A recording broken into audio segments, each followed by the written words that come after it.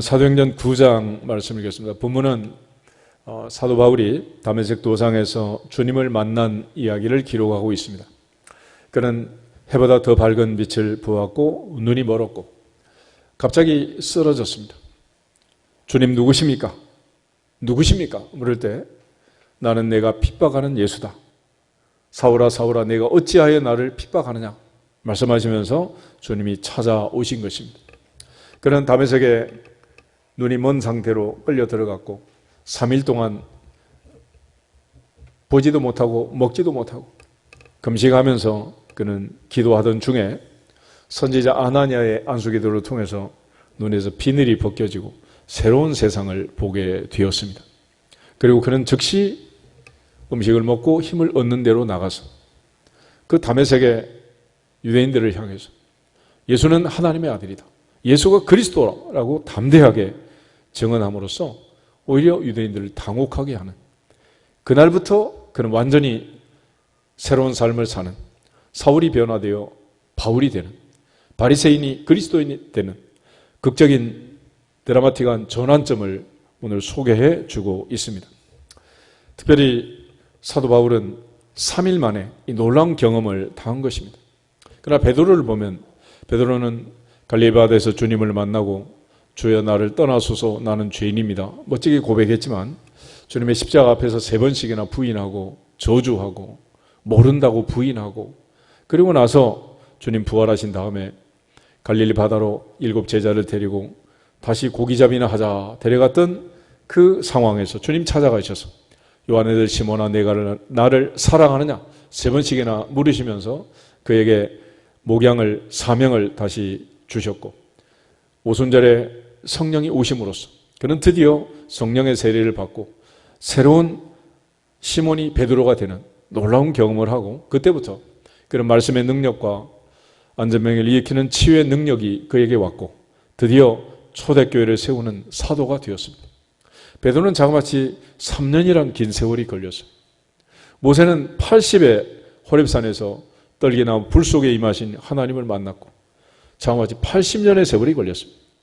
각자에 따라 다를 수는 있지만 우리 모두가 다 하나님 앞에서 오늘은 영적으로 눈이 열리고 귀가 열리고 입이 열리고 코가 열리고 이목구비가 활짝 열리는 그리스도인의 삶을 살 수 있도록 변화되기를 주 이름으로 축복합니다. 우리가 잘 아는 것처럼 이삭과 야곱을 비교해 보면 이삭은 그 인생의 마지막에 죽기 전에 아들 에서에게 축복하려고 별미를 가져와라. 내가 먹고 그 다음에 축복하겠다. 그랬습니다. 에서가 사냥하러 간 사이에 리브가가 염소 별미를 만들어서 야곱의 목에 손에 염소털을 붙이고 아버지 앞에 들어가게 됩니다. 이삭은 미심쩍어서 가까이 와라. 내가 만져보겠다. 그리고 만지면서도 그는 완전히 확신을 못합니다. 음성은 야곱의 음성이로되 손은 에서의 손이로다. 그리고 별미를 잡수시고 축복했어요. 이삭은 사실 영안이 참 어두웠던 사람 같아요. 그런데 야곱은 요셉이 마지막에 이제 죽기 전에 두 아들 에브라임과 므낫세와 에브라임을 데리고 마지막 아버지의 축복을 받기 위해서 데려왔습니다. 요셉이 오른손 밑에 장자 므낫세를 무릎 꿇어 앉히고 왼손 아래 둘째 에브라임을 앉혔습니다. 그런데 야곱이 순간적으로 손을 어긋막혀서 반대로 오른손으로 에브라임을 왼손으로 므낫세를 향해서 기도를 하게. 그때 요셉이 아버지 손이 바뀌었습니다. 그래. 그때 야곱이 하는 말이 내 아들아 나도 안다. 나도 안다. 그래. 나도 안다. 그런데 놀라운 사실은 그렇게 야곱이 둘째 에브라임을 오른손으로 축복했는데 12지파 중에 남쪽 유다와 쌍벽을 이루는 북쪽 이스라엘의 10지파의 우두머리 지파가 바로 에브라임 지파였습니다. 12정탐꾼 중에 우리가 흔히 여호수아 갈렙을 얘기하잖아요. 갈렙은 유다 지파인 반면에 에브라임의 지파의 대표로 여호수아가 있어요. 여호수아는 에브라임 지파 출신. 북쪽 10지파를 데리고 이스라엘을 세웠던 느바세 아들 여로보암 역시 에브라임 지파 출신이었어요. 그리고 기업으로 받은 땅도 남쪽 유다의 예루살렘 바로 위쪽에 세겜을 중심으로 한 북쪽 이스라엘의 중심지 에브라임 지파의 기업이 있어요. 이처럼 아버지가 축복한 그대로 그 아들의 미래뿐만 아니라 그 자손들의 미래가 결정이 된다. 그런데 야곱은 이 결정적인 순간에 요셉이 그렇게 하시면 안 됩니다라고 만류했지만 나도 안다. 내 아들아 안다. 그랬어요. 그는 눈이 멀어서 아무것도 보이지 않았지만 그러나 영적으로 그는 아주 예민한, 민감한, 깨어있는 사람이었던 것을 우리가 잘 알 수 있습니다. 우리가 사무엘의 경우도 보면 마찬가지. 엘리 당시에는 말씀과 이상이 희귀한 그런 시대였습니다. 제사장 엘리는 비둔했고 영적으로 무능했고 무지했습니다. 영안이 닫혀 있었다. 그런데 이 어린 사무엘 한나가 젖을 떼자마자 성전에 갔다 이제 바쳤는데 성장하면서 아주 민감한 그런 사람으로 성장합니다. 어느 날 하나님께서 부르십니다. 사무엘아 사무엘아. 그러자 엘리한테 뛰어가서 부르셨습니까? 그래. 그러자 안 불렀다. 그냥 자라. 그런데 3번씩이나 부르시니까 엘리가 놀래가지고 이번에 부르거든 내가 여기 있나이다. 말씀하십시오. 그리고 그분이 한 말씀을 내일 아침에 하나도 남김없이 내게 다 알려달라. 그렇게 이제 부탁을 합니다. 그럴 정도로 어린 시절부터 사무엘은 민감한 사람이었고 또 하나님께서는 사무엘의 말이 땅에 떨어지지 않게 해서 그의 권위를 세우셨고 사무엘을 통해서 형식의 종교를 말씀의 종교로 바꾸고 킹메커로 만들어서 초대왕 사울, 두 번째 왕 다윗을 세우는 그런 놀라운 일들을 하게 된 거예요. 바로 그 일을 했던 사무엘은 영적으로 귀가 열리고 눈이 열리고 이목구비가 열려있는 입이 열려서 하나님의 말씀을 선포하고 가르친 그런 위대한 사사가 된 것입니다. 특별히 선지자 이사야는 하나님의 보좌 앞에 들어가서 소명을 받게 되는데 늘 드나들던 성전이었지만 그날은 달랐어요. 하나님의 강력한 성령의 역사로 갑자기 눈이 열려서 하나님의 보좌가 보이기 시작합니다. 그리고 귀가 열려서 천군 천사의 찬송이 들리기 시작하는 그리고 자기 모습을 보면서 깜짝 놀랍니다. 화로도 나여 망하게 되었구나. 내가 입술이 부정한 백성 중에 살면서 죄만 짓고 살았구나. 어떻게 하면 좋으냐? 그가 탄식할 때 하나님께서 천사를 보내서 제단 숯불로 그의 입술을 정결케 하고 깨끗하게 변화시키게 됩니다. 그리고 주의 음성이 들립니다. 내가 누구를 보내고 누가 우리를 위하여 갈고 그럴 때 이사야는 내가 여기 있습니다. 나를 보내소서 그런 응답을 해요. 보통은 사람들이 그렇게 하지 않죠. 모세도 주여 보낼 만한 사람 보내세요. 나 못 갑니다. 나는 원래 입이 둔하고 혀가 뻣뻣합니다. 막 그렇게 버팅기잖아요. 예레미야도 나는 아이라 말할 줄을 모릅니다. 이러면서 막 안 간다 그래요. 그런데 오직 한 사람 선지자 이사야는 주여 나를 보내소서 내가 여기 있나이다.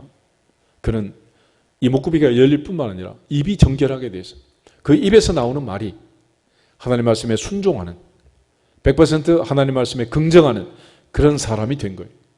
오늘 하나님의 보좌 앞에서 우리 이목구비가 새로워지기를 주 이름으로 축복합니다. 특별히 모세는 할례 언약에 대해서 우리에게 말할 때 할례라는 것은 몸에 흔적을 남기는 아브라함의 자손이라는 표를 남기는 그게 중요한 게 아니다. 진짜 할례는 마음의 할례, 심령의 할례가 중요하다라는 걸 강조해요. 우리 신명기 10장 16절을 찾아보겠습니다. 신명기 10장 16절.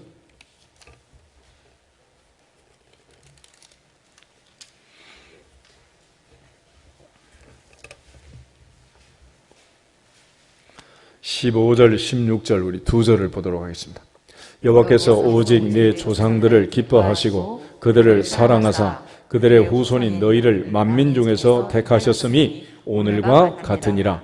그러므로 너희는 마음의 할례를 행하고 다시는 목을 곧게 하지 말라. 아멘.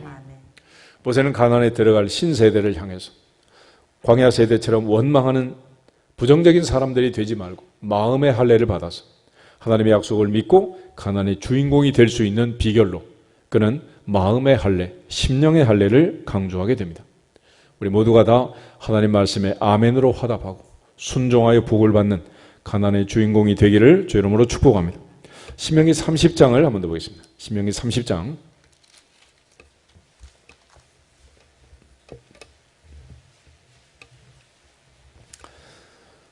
6, 7, 8 우리 세 절을 같이 한번 보겠습니다.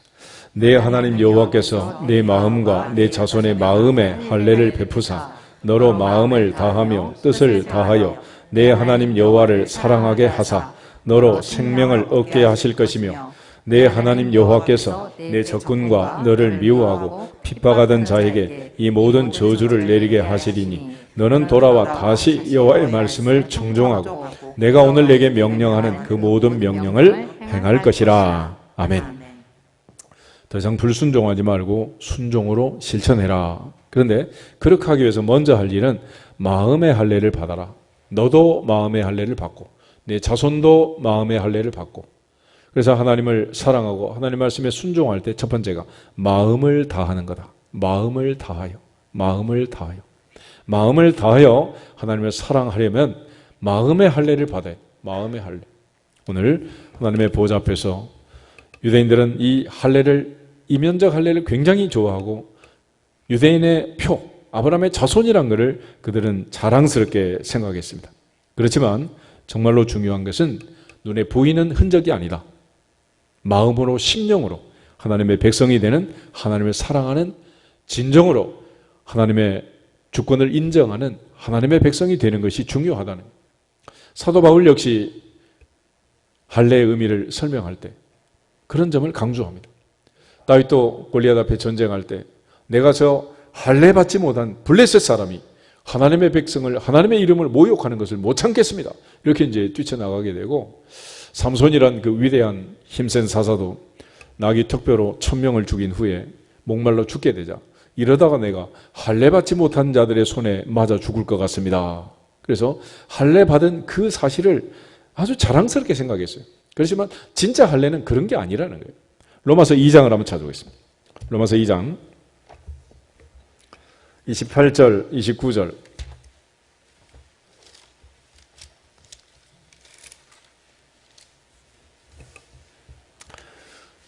두 절만 같이 읽겠습니다. 로마서 2장 28절.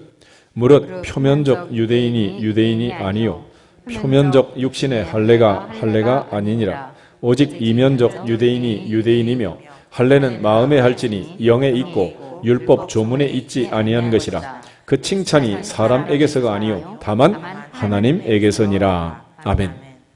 사람의 칭찬을 받으려면 사람은 외모를 보기 때문에 외모의 흔적이 있어야 되겠죠.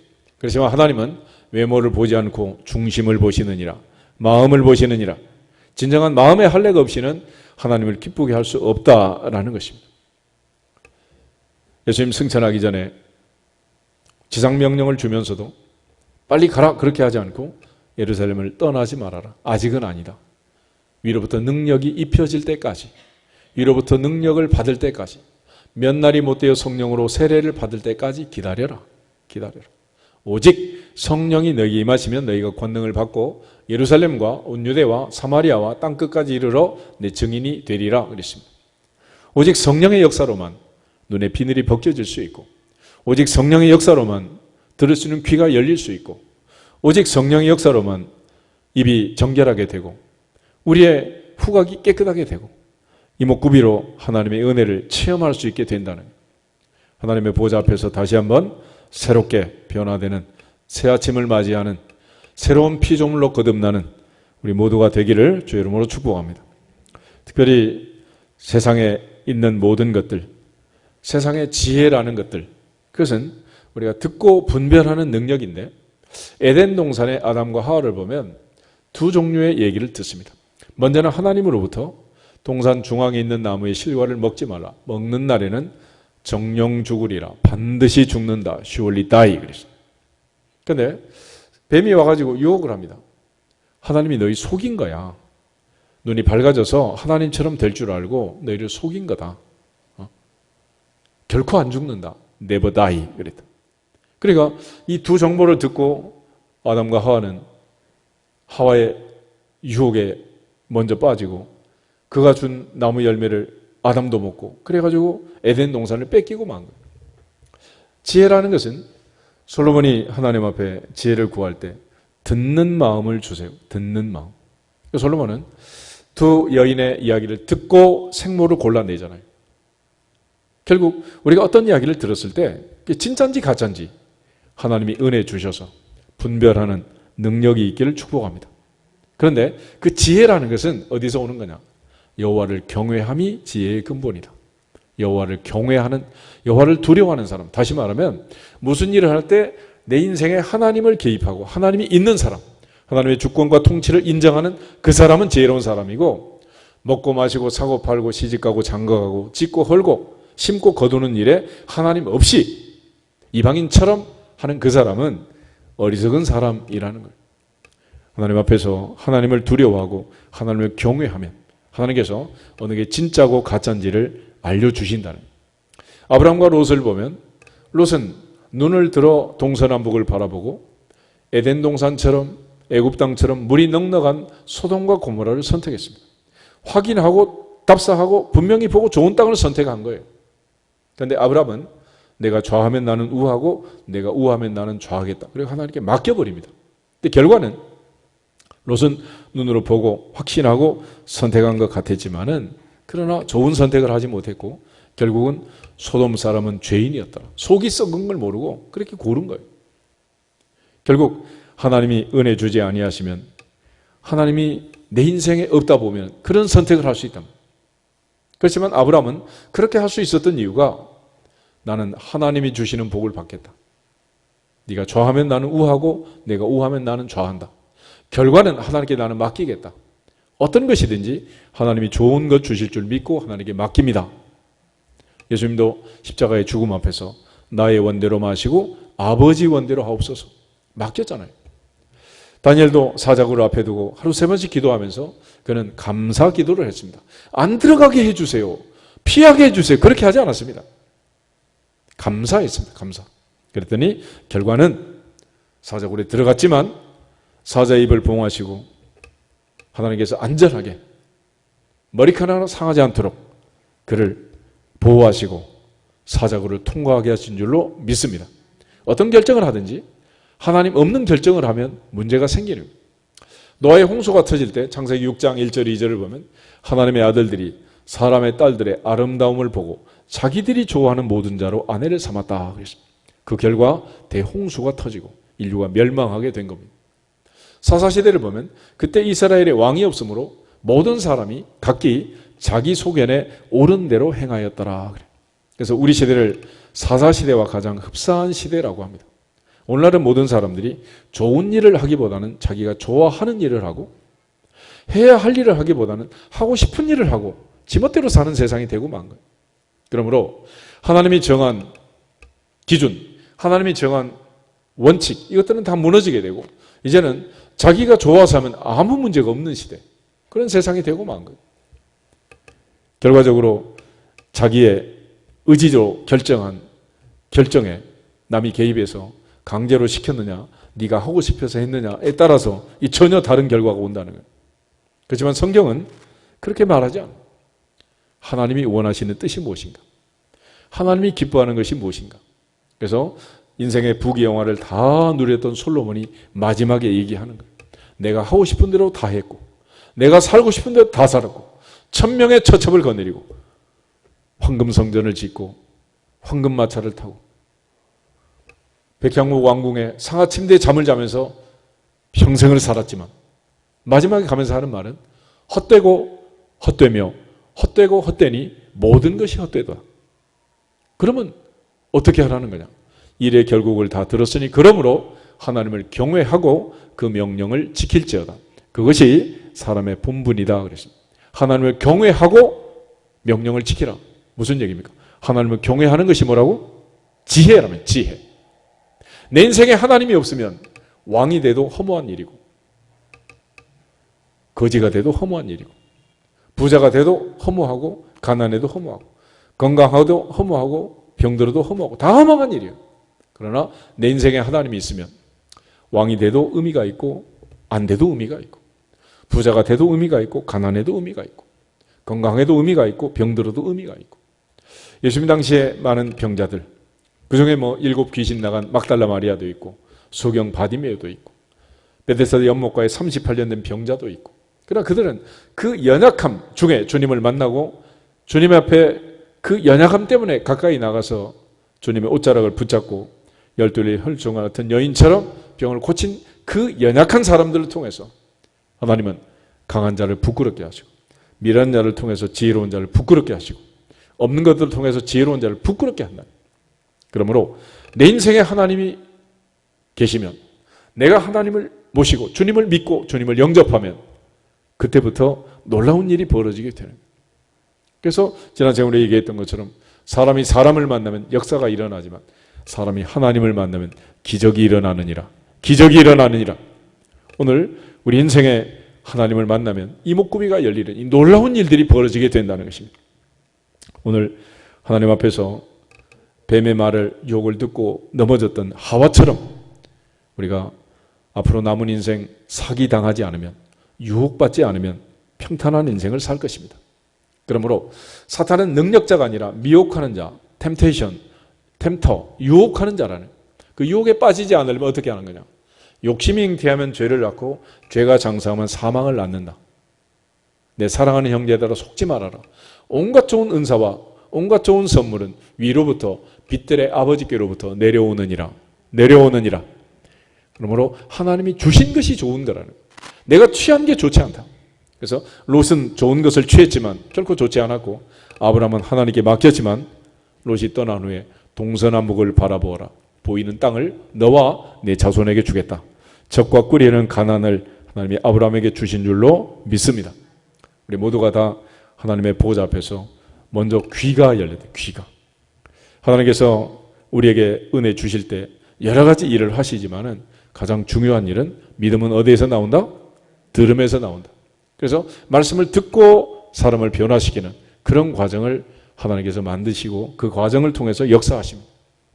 오래간이 예수님이 오셔서 많은 맹인들의 눈을 뜨게 했지만 실제로 그 맹인들이 눈을 뜨기 전에 한 일이 있어요. 귀로 듣고 주님을 만난 것입니다. 귀로 듣고 소경 바디메고 주님 앞에 와서 다윗의 자손이여 나를 불쌍히 여기소서. 할렐루야. 귀가 열리죠. 귀가. 계시록에도 7교회 마지막 보낸 편지의 후렴은 귀 있는 자는 성령이 교회들에게 하시는 말씀을 들을지어다. 들을지어다. 하나님의 말씀을 들어도 귀뚱으로 듣고 깨닫지 못하면 의미가 없는 거예요. 그래서 하나님께서는 마지막 순간까지 우리에게 은혜를 주시는 그게 뭐냐? 귀에 소리가 들리도록 은혜를 주시고 마지막까지 믿고 고백할 수 있도록 은혜를 주시는 은혜를. 십자가 앞에 강도처럼 오늘 내가 나와 함께 낙원에 있으리라. 주님을 믿고 시인할 때 마지막까지 귀를 열어두시는. 그래서 우리가 흔히 보기 싫으면 눈은 감지만은 귀는 감지 못하도록 구멍을 뻥 뚫어놨잖아. 들어야 하느니라. 들어야 하느니라. 그래서 하나님의 말씀은 듣고 복을 받는 거예요. 신명기 6장 한번 보겠습니다. 신명기 6장에 보면 모세를 통해서 하나님께서 말씀을 주시고 이스라엘 백성들에게 들으라 그랬더라. 그래서 우리가 흔히 쉐마라고 하는데 쉐마라는 말 들으라 하는 명령입니다. 명령. 4절부터 9절 말씀 한번 보겠습니다. 이스라엘아 들으라. 우리 하나님 여호와는 오직 유일한 여호와이시니 너는 마음을 다하고 뜻을 다하고 힘을 다하여 내 하나님 여호와를 사랑하라. 오늘 내가 내게 명하는 이 말씀을 너는 마음에 새기고 내 자녀에게 부지런히 가르치며 집에 앉아 있을 때든지 길을 갈 때든지 누워 있을 때든지 일어날 때든지 이 말씀을 강론할 것이며 너는 또 그것을 내 손목에 매어 기호를 삼으며 내 미간에 붙여 표로 삼고 또 내 집 문설주와 바깥문에 기록할지니라. 아멘. 이 모든 과정의 가장 첫 번째는 들으라. 들으라. 그래서 하나님의 은혜는 말씀을 들음으로부터 시작합니다. 하나님의 말씀을 들으면서 인생이 달라지고 변화가 되는 거예요. 루디아라는 여인을 보면 루디아는 사도 바울이 마게도냐로 건너와서 안식일에 발레타에 나가서 많은 여인들이 있는 중에 복음을 전하게 됩니다. 그때 하나님께서 그녀에게 은혜를 주셔서 들을 귀를 주시고 말씀을 듣고 은혜를 받고 자기 집으로 모셔와서 온 가족이 말씀을 듣고 세례를 받고 구원받는 놀라운 변화를 겪게 됩니다. 그리고 저작거리에 다니면서 이제 귀신 들린 아이를 고쳐줬는데 그 주인들이 이 아이가 능력이 없어지니까 고발을 해가지고 바울과 실라가 감옥에 갇히게 되잖아요. 그날 밤 하나님 앞에 기도하고 찬양하고 기도하던 중에 옥문이 터지고 지진이 나고 간수장이 자다가 놀래가지고 죄수들이 도망간 줄 알고 자결하려고 하는 순간 안심해라, 우리 도망가지 않았다, 여기 있다. 그럴 때 등불을 두고 뛰어와서 선생들아, 내가 어떻게 해야 구원받을 수 있느냐. 그럴 때 그 유명한 말씀, 사도행전 16장 31절, 주 예수를 믿으라, 그리하면 너와 내 집이 구원을 받으리라. 바로 그날 밤 바울과 실라를 데려가 상처를 싸매주고 복음을 듣고 온 집안이 예수를 영접하고 세례를 받아서 구원받은 간수장의 변화를 우리가 사도행전에서 또 보게 됩니다. 그 모든 과정은 바로 하나님이 귀를 열어주셔서 예수님께서 늘 비유의 말씀을 하셨는데 왜 주님 비유로만 말씀하십니까? 그럴 때 예수님께서 하신 말씀이 선지자 이사야의 말을 인용해서 똑같은 얘기를 해요. 바로 귀가 열려야 한다. 귀가 열려야 한다. 마태복음 13장 한번 찾아보겠습니다. 마태복음 13장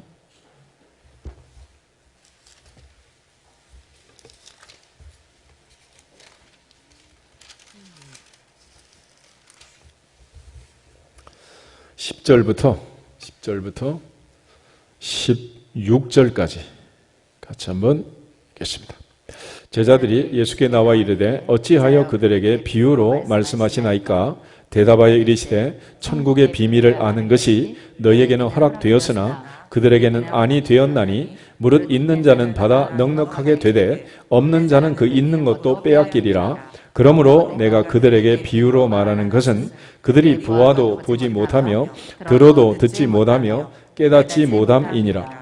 이사야의 예언이 그들에게 이루어졌으니 일렀으되 너희가 듣기는 들어도 깨닫지 못할 것이요 보기는 보아도 알지 못하리라. 이 백성들의 마음이 완화가해져서 그 귀는 듣기에 둔하고 눈은 감았으니 이는 눈으로 보고 귀로 듣고 마음으로 깨달아 돌이켜 내게 고침을 받을까 두려워함이라 하였느니라. 그러나 너희 눈은 봄으로 너희 귀는 들음으로 복이 있도다. 복이 있도다. 하나님 앞에서 예수님께서 자꾸 비유로 말씀하시는 이유는 거기 있었다는, 우리 모두가 다 이목구비가 열려서 신령한 세계를 보고 주님의 말씀을 듣고 믿고 복 있는 사람이 되기를 주의 이름으로 축복합니다. 사도 바울은 로마서 10장 13절부터 17절에 복음을 전하던 이방 세계에서 이 원리를 깨달았어요. 누구든지 주의 이름을 부르는 자는 구원을 받으리라. 그러므로 믿음은 들음에서 나오고 들음은 그리스도의 말씀으로 말미암는다. 이 일을 하기 위해서 주님은 사역자를 보내신다는, 보내심을 받지 아니하시면 어찌 전파하리요. 그래서 우리가 사도라는 말은 헬라어로 아포스톨로스라고 하는데 그 단어의 의미는 보내심을 받은 자다, 그런 뜻이에요. 하나님이 보내시고 그가 복음을 전할 때 전파하는 자가 없이 어찌 들으리요. 하나님의 보내심을 받은 자가 전파하고 전파하는 복음을 듣고 듣지도 못한 일을 어찌 믿으리요. 듣고 믿는 과정에 하나님의 성령이 역사하셔서 믿어지게 하시면 그리고 누구든지 주의 이름을 부르기만 하면 구원을 받으리라. 구원을 받으리라. 그 원리를 바울이 이방 세계에서도 깨달았어요. 오늘 하나님 앞에서 우리 모두가 다 말씀을 듣고 귀가 열리고 하나님께 영광을 돌리기를 주의 이름으로 축복합니다.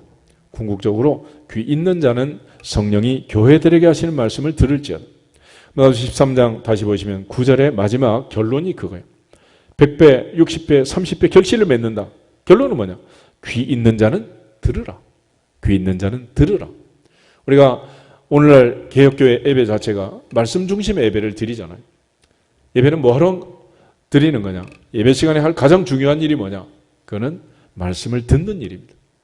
유대인들에게 있어서도 찬양도 있고 기도도 있고 여러 가지 예배의 순서가 많지만 그들은 특별히 말씀을, 토라를 연구하고 묵상하고 가르치고 배우는 이걸 예배의 가장 중요한 핵심으로 생각했어요. 그래서 학사 에스라는 하나님의 말씀을 연구하고 준행했고 그리고 나서 이스라엘에 가르치기로 결심하고 바벨론에서 예루살렘으로 귀환하게 된 것입니다. 우리 모두가 다 하나님 앞에서 말씀을 붙들고 말씀을 듣고 변화되는 은혜가 있기를 주의 이름으로 축원합니다. 궁극적으로 하나님께서 우리에게 주시는 첫 번째 은혜는 귀를 통해서 들음으로써 역사하고 있는 거예요. 그러니까 말씀을 들을 수만 있다는 이것도 얼마나 놀라운 은혜인가. 그런데 그것이 내 귀에 들려져서 믿어졌다는 것은 정말 놀라운 은혜. 이걸 가르쳐 신학적으로는 유효한 부르심이라고. 불러도 대답 없는 이름이요 부르다가 내가 죽을 이름이요 아무리 불러도 반응이 없는 망부석 같은, 돌부처 같은 이런 사람들은 마음이 금강석 같아서 아무 의미가 없다는 거예요. 그렇지만 하나님이 은혜를 주시면, 이목구비가 열려지면 드디어 마음이 뜨거워지기 시작하는 거예요. 두 번째로는 우리의 눈이 열리기를 주 이름으로 축복합니다. 눈이 열려요. 그래서 우리의 머리에 다 있어요. 귀가 열리고 눈이 열리고 입이 열리고 코가 열리고 이목구비가 열려야 돼요. 그런데 엠마오의 그 제자들을 보면, 엠마오로 가던 제자들은 예수님과 함께 이제 동행하지만 몰라봐요. 나중에 이제 식사 자리에서 알아보게 되는데, 누가복음 24장을 한번 찾아보겠습니다. 누가복음 24장.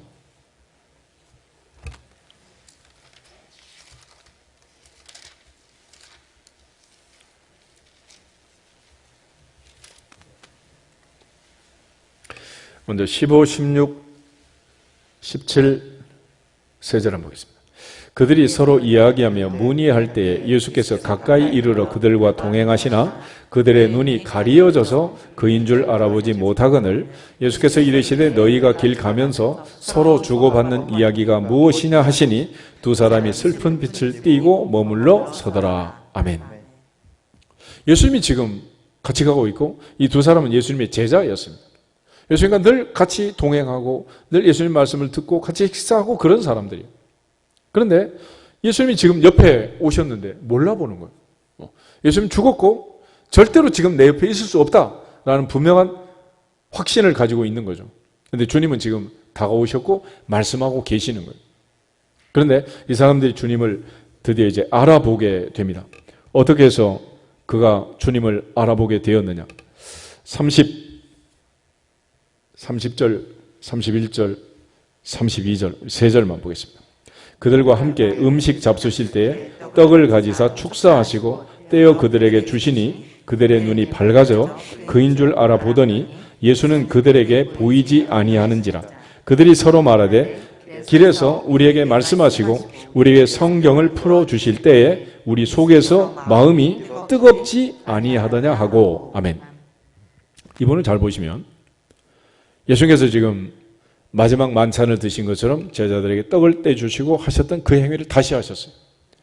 그래서 제자들이 보고 주님이구나.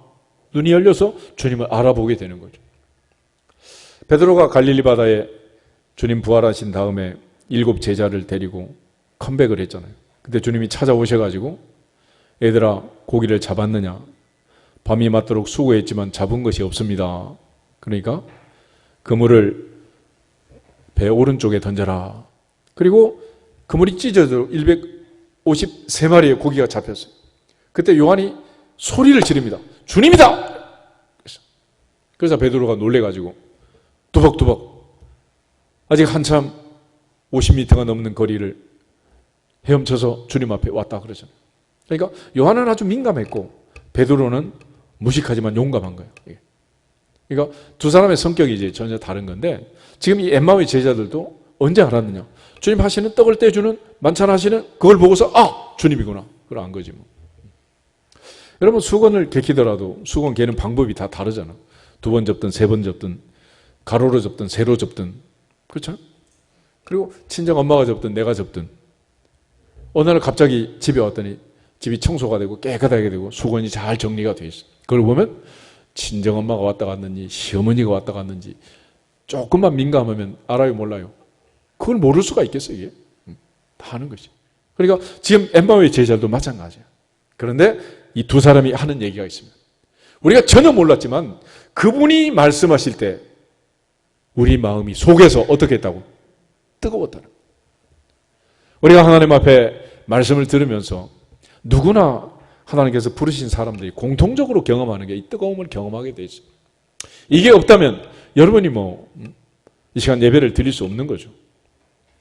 하나님께서 우리에게 은혜 주시고 강력하게 역사하시고 살아계심을 뜨겁게 체험하도록 하셨기 때문에 구약의 선지자들도 신약의 사도들도 오늘까지 수없이 많은 사람들이 목숨 걸고 주 예수께 받은 사명을 위해서 사도 바울처럼 달려가고 있는 거예요.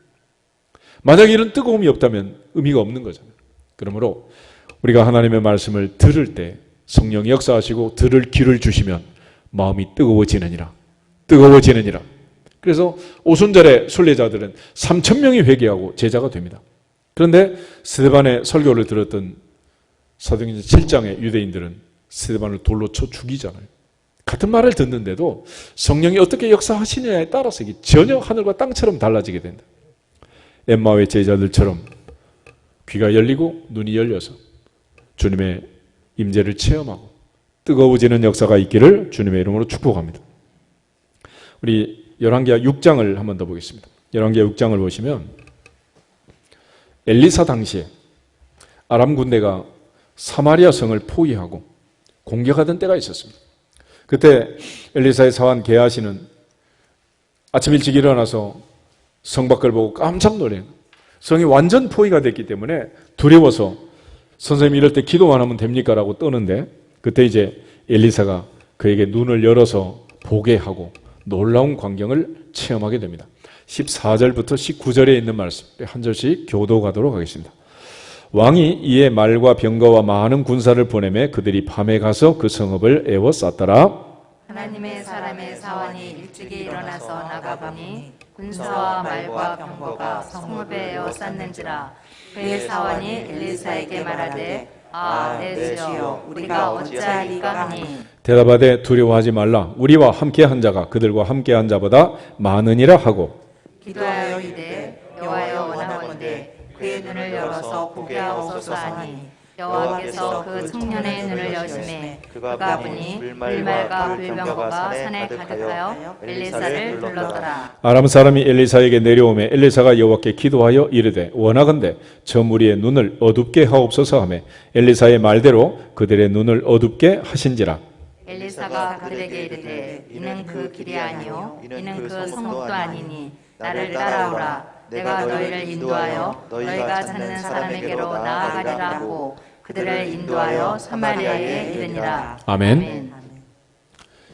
엘리사의 사환은 맹인이 아닙니다. 그런데 엘리사가 눈을 좀 열어주세요 라고 기도하자 눈이 번쩍 열렸어요. 육체의 눈으로 볼 수 없던 영안이 열려서 신령한 것을 보게 된 것입니다. 그들과 함께한 자보다 우리와 함께한 자가 많다라는 엘리사의 이야기를 확증하게 된 거예요. 사마리아 성 외곽에 아람 군대가 있는데 사마리아 성 골목골목마다 골짜기마다 불말과 불병거가 가득가득 포위하고 있어서 감히 접근을 못하고 있는 거예요. 하나님의 은혜 안에서 영안이 열리기를 주 이름으로 축복합니다. 두세 사람이 내 이름으로 모인 곳에는 나도 그들 중에 있느니라 그랬잖아요. 주님 지금도 함께 계심을 믿고 우리 모두가 다 두려워하지 않기를 주 이름으로 축복합니다. 사망의 음침한 골짜기에서도 다윗은 하나님이 함께 하심을 알았고 주님은 말고의 귀를 짜든 베드로에게 얘기합니다. 내가 지금 12사단이 넘는 큰 군대를 동원할 수 없어서 내가 지금 체포되는 줄 아느냐. 만약 그렇게 되면 하나님의 일이 어떻게 되겠느냐. 칼을 쓰는 자는 칼로 망한다. 마지막 주님께서 십자가에 체포되면서도 그렇게 말씀하시잖아요. 오늘 그들과 함께한 자보다 우리와 함께한 자가 많음을 믿고 하나님이 함께 하시면 그 어떤 대적도 우리를 해칠 수 없다는 사실을 믿고 담대할 수 있기를 주 이름으로 축복합니다. 결국 영안이 다치면은 죽는 거예요.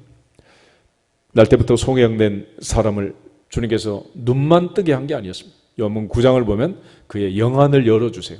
요한복음 9장 한번 보실까요? 요한복음 9장.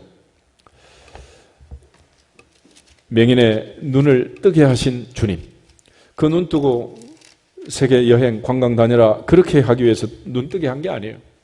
35절부터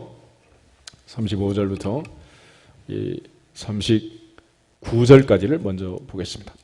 예수께서 그들이 그 사람을 쫓아냈다 하는 말을 들으셨더니 그를 만나서 이르시되 내가 인자를 믿느냐? 대답하여 이르되 주여 그가 누구시오니까 내가 믿고자 하나이다. 예수께서 이르시되 내가 그를 보았거니와 지금 너와 말하는 자가 그이니라. 이르되 주여 내가 믿나이다 하고 절하는지라. 예수께서 이르시되 내가 심판하러 이 세상에 왔으니 보지 못하는 자들은 보게 하고 보는 자들은 맹인이 되게 하려 함이라 하시니. 아멘. 예수님의 사역의 마지막은 이 사람의 영안을 열고 주님을 믿도록 한 것입니다.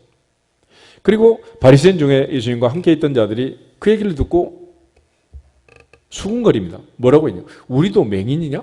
우리도 맹인인가? 그래. 그때 주님이 하신 말씀이 41절인데 다시 한번 보겠습니다.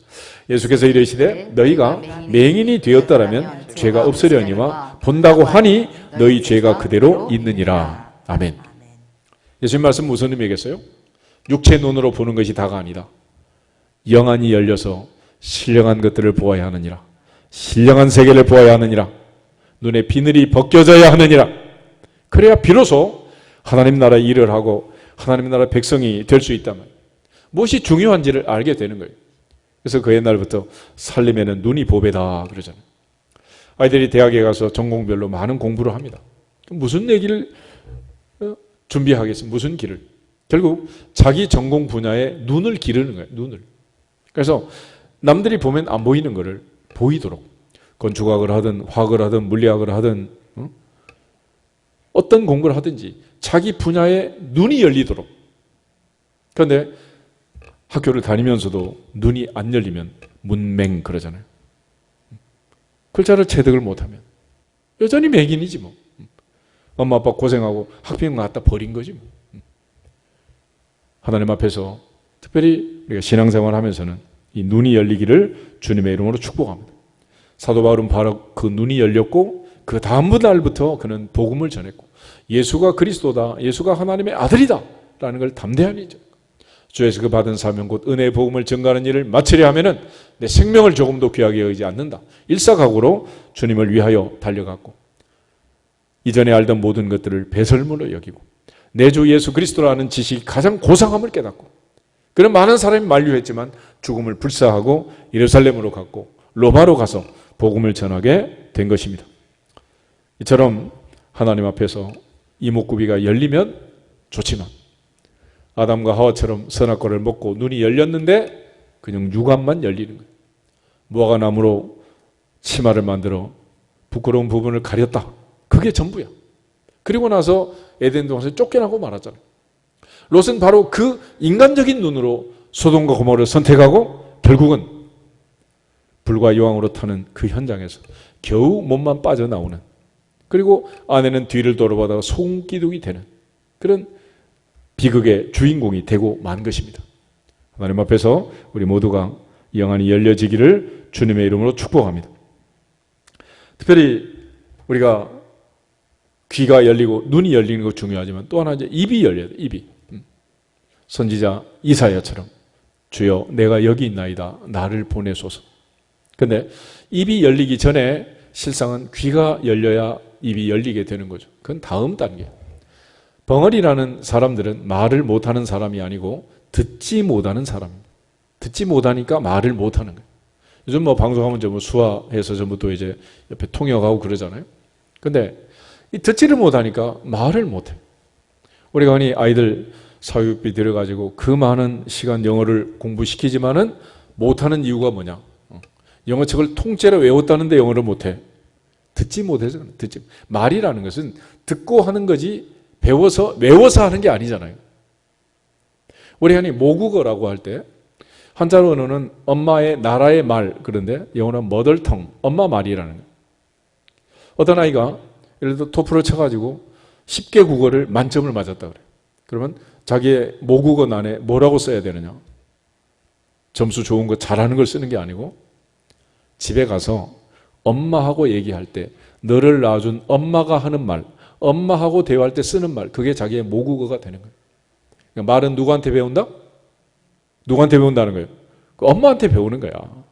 그래서 전라도 엄마가 키우면 전라도 말을 하고, 경상도 엄마가 키우면 경상도 말을 하고, 영국 엄마가 키우면 영국식 영어를 하고, 미국 엄마가 키우면 미국식 영어를 하는 거예요. 누구 말을 배우는 거예요? 엄마 말을 배우는 거예요. 그러니까 말이라는 것은 마지막에 내 입에서 나오는 말은 내가 들은 말을 하는 겁니다. 들은 말. 그래서 에레미야에게 하나님 하신 말씀, 너는 아이라 말하지 마라. 걱정하지 마라. 내가 누구한테 보내든지 가면 되고 내가 누구한테 무슨 말을 하라고 하든지 그 말만 하면 된다 그랬어요.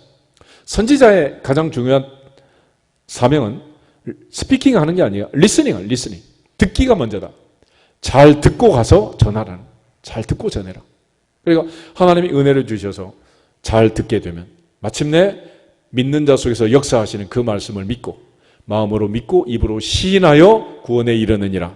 구원에 이르느니라. 이 마지막 단계가 이제 입이 열리는 거예요. 입이. 그러니까 하나님 앞에서 우리 모두가 다 말씀을 할 때 마지막 나오는 이 말이 중요하다는 거예요. 다윗은 내 입의 말이 마음의 묵상이 주님 앞에 연락되기를 원합니다 그랬습니다. 왜냐하면 하나님은 우리의 마음 중심까지 보고 계시기 때문에. 그런데 하나님은 결정적으로 어떤 부분을 제일 엄하게 다스리느냐, 입에서 나오는 말을 엄하게 다스리는, 엄하게. 민수기 14장을 한번 찾아보겠습니다. 민수기 14장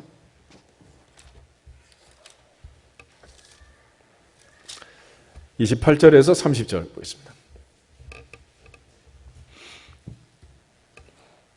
27절부터 볼까요? 27절부터. 네. 나를 원망하는 이 악한 회중에게 내가 어느 때까지 참으랴. 이스라엘 자손이 나를 향하여 원망하는 바 그 원망하는 말을 내가 들었노라. 그들에게 이르기를 여호와의 말씀에 내 삶을 두고 맹세하노라. 너희 말이 내 귀에 들린 대로 내가 너희에게 행하리니 너희 시체가 이 광야에 엎드러질 것이라. 너희 중에서 20세 이상으로서 계수된 자 곧 나를 원망한 자 전부가 여분네의 아들 갈렙과 눈의 아들 여호수아 외에는 내가 맹세하여 너희에게 살리라 한 땅에 결단코 들어가지 못하리라. 아멘. 하나님은 마지막 말을 가지고 심판한다. 우리가 말이 얼마나 중요한가? 말이. 그래서 하나님께서는 어떤 분이냐 그러면 입술의 말을 다스리고 입술의 열매를 창조하는 분이다. 그래. 이사야 57장 19절을 한번 보겠습니다.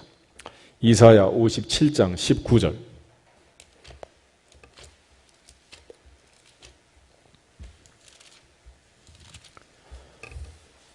이사야 57장 19절 말씀. 입술의 열매를 창조하는 자 여호와가 말하노라.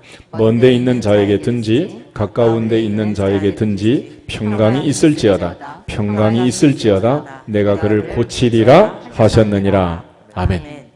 하나님 뭘 고치기를 원하시는 거예요? 입술을 고치기를. 입술을. 그 입에서 나오는 말이 씨가 되고 그 말을 통해서 하나님은 사람을 바꾸고 변화시킨다. 그런데 이 말이 바뀌려면 먼저 마음과 생각이 바뀌어야 되잖아요. 그래서 생각이 바뀌면 말이 바뀌고 말이 바뀌면 행동이 바뀌고 행동이 바뀌면 습관이 바뀌고 습관이 바뀌면 인생이 바뀌는 거예요. 하나님께서는 말씀으로 세상을 창조하셨고 말씀으로 사람을 구원시키고 변화시킵니다. 믿음은 들음에서 나오고 들음은 그리스도의 말씀으로 말미암았느니라. 우리가 많은 이야기를 듣지만 그것이 우리를 구원하는 게 아니라 하나님의 말씀을 들어야 한다. 얼마 전에 왕세자비가 나와가지고 인터뷰했더니 영국이 벌컥 뒤집어졌죠. 나라 망신시켰다고 뭐 이런 뉴스가 나오더라고. 근데 원래 그 사람들이 그렇게 말할 사람들이 아니에요. 조상들이 바이킹 해적이잖아요. 해적. 그런데 신사와 숙녀의 나라가 됐습니다. 어떻게 됐느냐.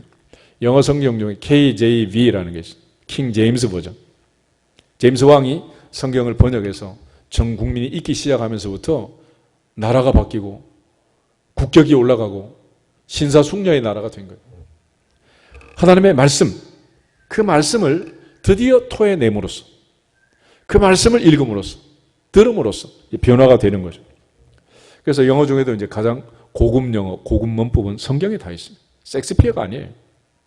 하나님 앞에서 우리 모두가 입술의 열매를 만드시는 분, 그 말이 내 귀에 들리는 대로 행하시는 분, 그리고 우리가 하는 모든 말을 들으시는 그분, 우리에게 말씀하시는 그 하나님의 말씀을 우리가 마음에 새기고 오늘부터는 가장 중요한 것 중에 하나가 뭐냐?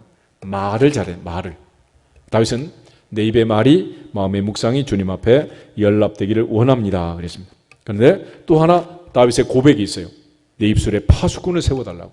시편 141편 3절을 보겠습니다. 시편 141편 3절.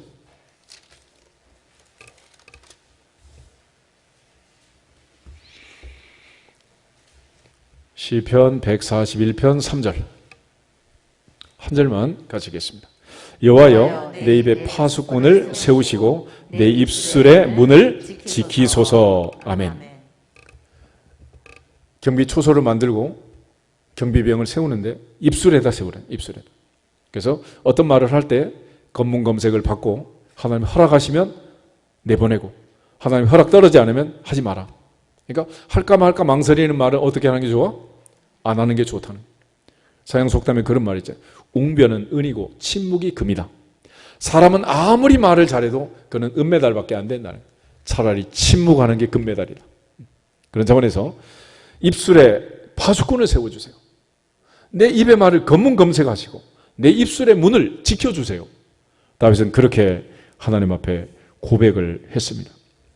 우리 모두가 다 여호수아 갈렙처럼 가나안에 들어갈 수 있는 믿음의 말을 하고 믿음 있는 사람들이 되기를 주님의 이름으로 축복합니다.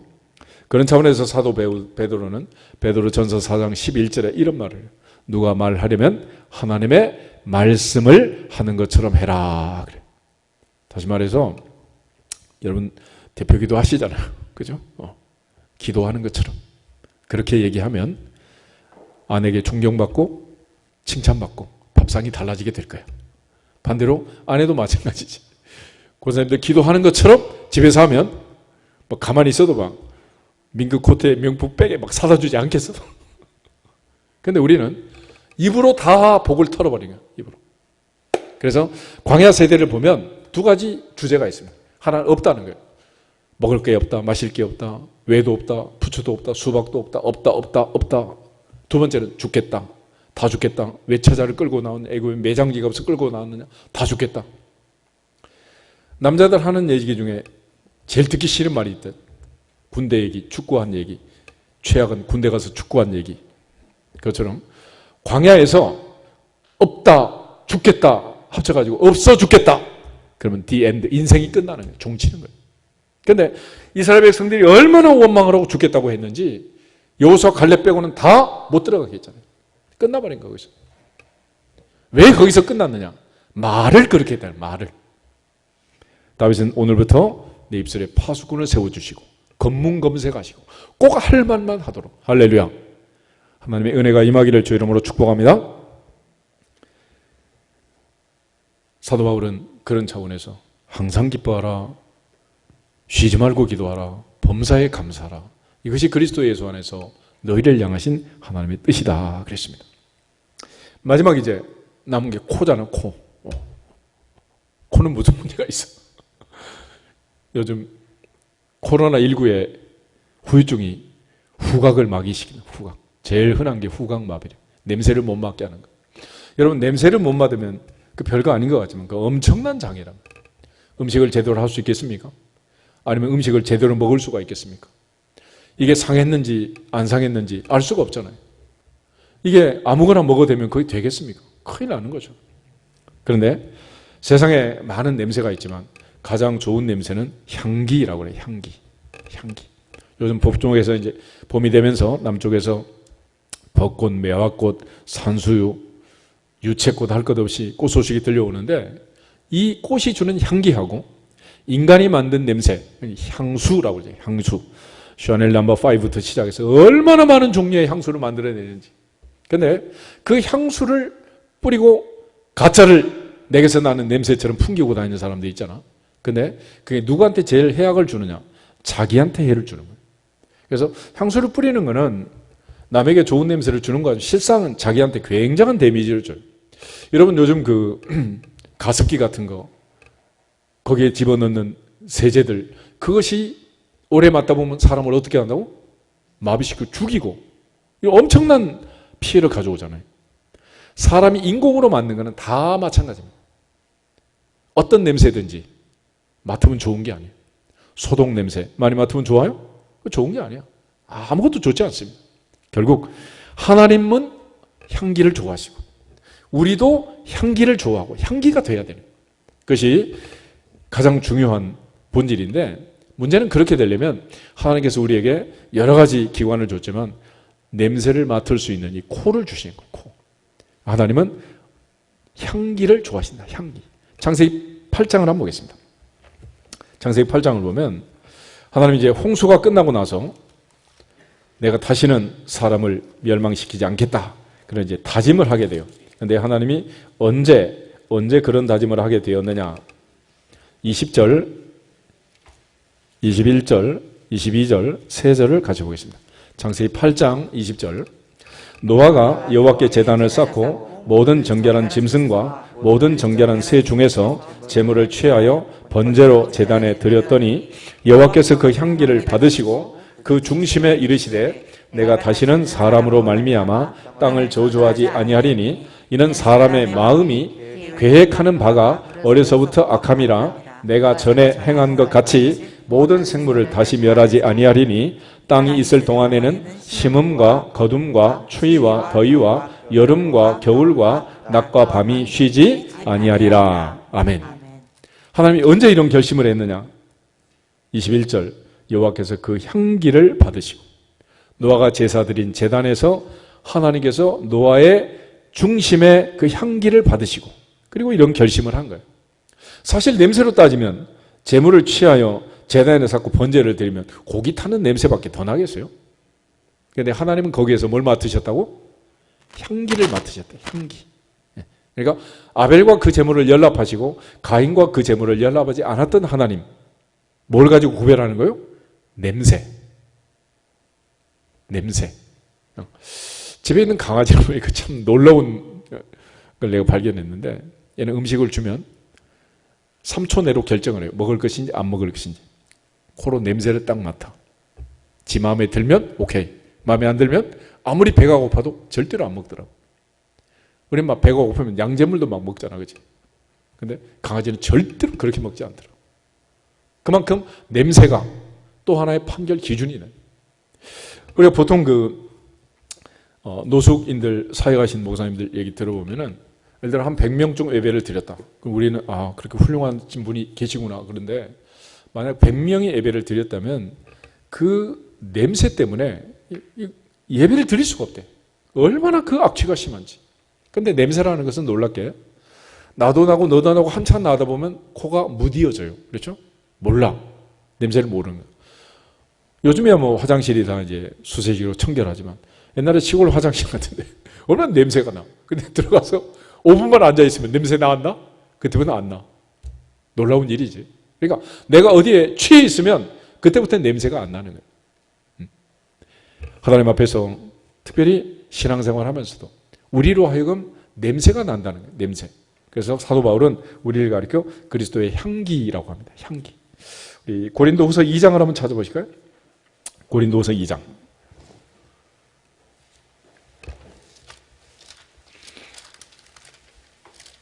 14절부터 17절. 고린도후서 2장 14절에서 17절을 같이 읽겠습니다. 항상 우리를 그리스도 안에서 이기게 하시고 우리로 말미암아 각 처에서 그리스도를 아는 냄새를 나타내시는 하나님께 감사하노라. 우리는 구원받는 자들에게나 망하는 자들에게나 하나님 앞에서 그리스도의 향기니 이 사람에게는 사망으로부터 사망에 이르는 냄새요 저 사람에게는 생명으로부터 생명에 이르는 냄새라. 누가 이를 감당하리요? 우리는 수많은 사람들처럼 하나님의 말씀을 혼잡하게 하지 아니하고 곧 순전함으로 하나님께 받은 것 같이 하나님 앞에서와 그리스도 안에서 말하노라. 아멘. 다윗은 하나님의 말씀의 냄새와 맛을 꿀과 송이꿀보다 더 달다, 그렇게 표현을 합니다.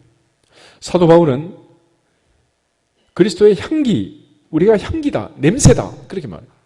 그런데 이 냄새가 두 종류가 된다는 거예요. 구원받는 사람들, 생명을 얻는 사람들에게 생명에 이르는 냄새가 되지만 멸망하는 사람들, 이게 아주 역겨운 냄새가 된다는 거예요. 보통 은혜를 받고 나면 하나님이 역사하시고 은혜를 주시면 술, 담배를 했던 사람들이 단칼에 끊게 됩니다. 왜냐? 그 냄새가 역겨워서 다시는 맡을 수 없도록 하나님이 은혜를 주시는 거예요. 도저히 접근할 수 없도록. 그런데 신앙생활하고 중직을 맡고 교회를 다니는데 여전히 그게 달고 또 달고 아주 그때 달고나처럼 달면 이상한 거 아니겠어요? 그게? 우리가 배설물도 마찬가지입니다. 보통은 다 배설물을 싫어합니다. 그런데 똥파리는 좋아서 코 박고 죽잖아 막. 그 냄새가 너무 좋아가지고. 그러니까 냄새라는 게 다 싫은 것도 아니고 다 좋은 것도 아니에요. 술 드신 분들은 술 냄새를 맡으면 이게 30년짜리인지 100년짜리인지 다 안다 그러잖아. 근데 이게 냄새라는 것도 취한 사람은 잘 몰라요. 근데 취하지 않는 사람은 금방 안다.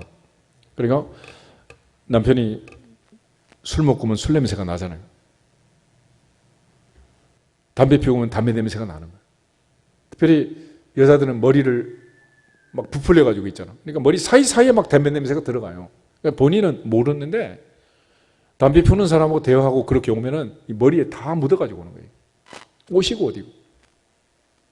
마찬가지로 예배를 드리고 집에 가면 교회 갔다 온 냄새가 나야 되겠어요? 백화점 갔다 온 냄새가 나야 되겠어요?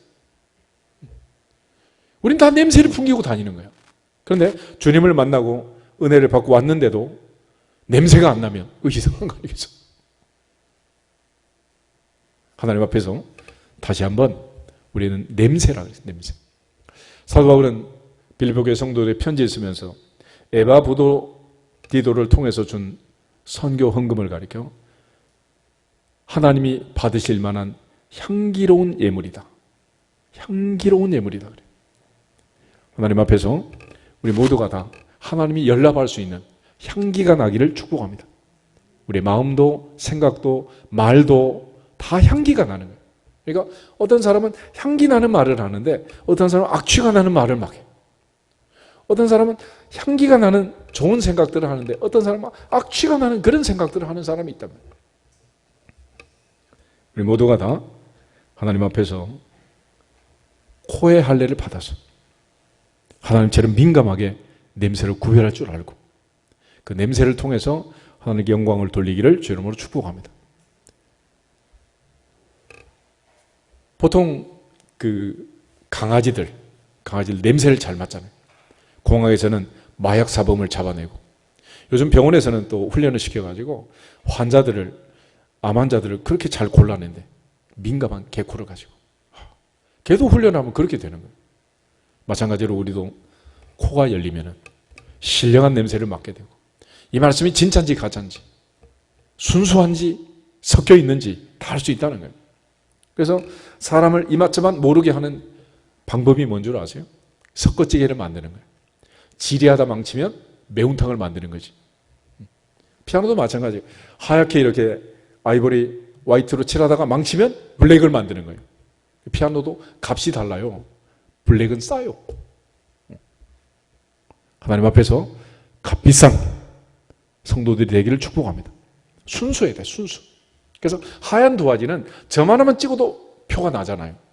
그처럼 술, 담배를 전혀 안 하는 사람은 술, 담배 하는 사람들이 오면 그 사람 지금 당장 마시지 않았어. 피우지 않았는데도 냄새가 나요, 안 나요?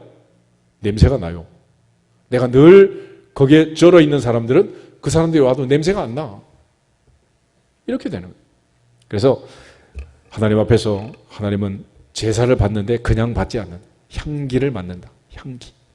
우리 모두에게서 바로 이목구비의 할례를 받아서 하나님을 기쁘시게 하는 향기로운 제물들이 되기를 주님의 이름으로 축복합니다. 다 같이 주 예수 그리스도의 이름으로 승리할지어다 한번 더 선포하고